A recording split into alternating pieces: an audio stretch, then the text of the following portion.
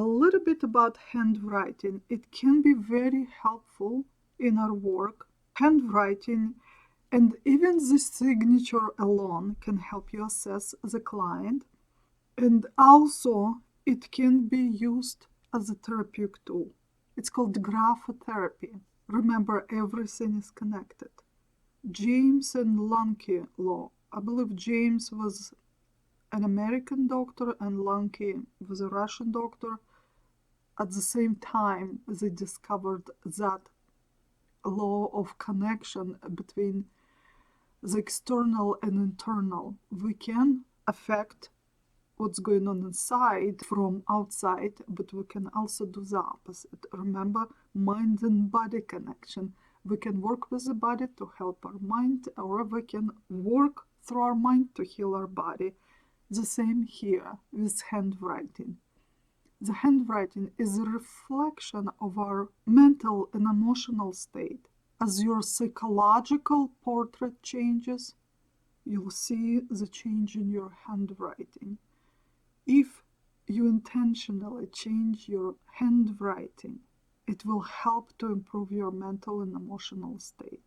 What is really handwriting? It's your message in time, message to yourself or to others. This is a communication tool that we have in addition to our speech. And where would we be without communication? Handwriting is a part of socialization. Without it, it's impossible to fit into society. The quality of your handwriting reflects your ability to fit into the society. Your handwriting must be clear and must be readable. If you see the handwriting that you cannot read, it tells that the person who wrote it did not make any effort to make it readable, did not care if others understood. This person doesn't care to fit into society. Most likely this person does not care about others. Already then you know a lot about this person. Clean, neat handwriting, clear mind. The handwriting is neat. The person has a very clear thought process. Yes, in our modern world we use computers and all sorts of gadgets and we type a lot, but we still handwrite. And that's usually reserved for our journals, calendars, planners. We can say that this is mostly communication with ourselves. This is our way to speak to ourselves, to message to ourselves. Especially now, your handwriting reflects your relationship with yourself, how you view yourself. Good indication is a clear, neat handwriting that you can read.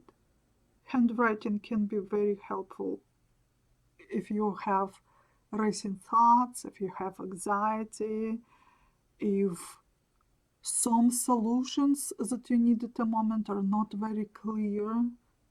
Even simply writing to-do lists can be very helpful.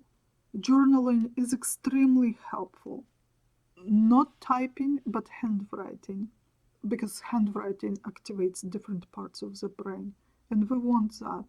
To write down something, you need to organize sentences. You need to create logical sequence to write it all out. And we don't normally think in full sentences or in logical order.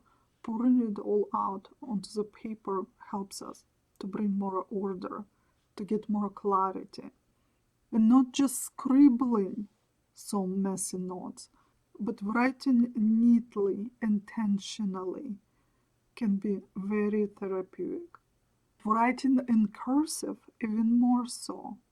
When you see people writing in cursive, of course, it's probably an older person when everybody wrote in cursive. But now, if you see someone writing in cursive, it indicates smooth, free flow of thoughts.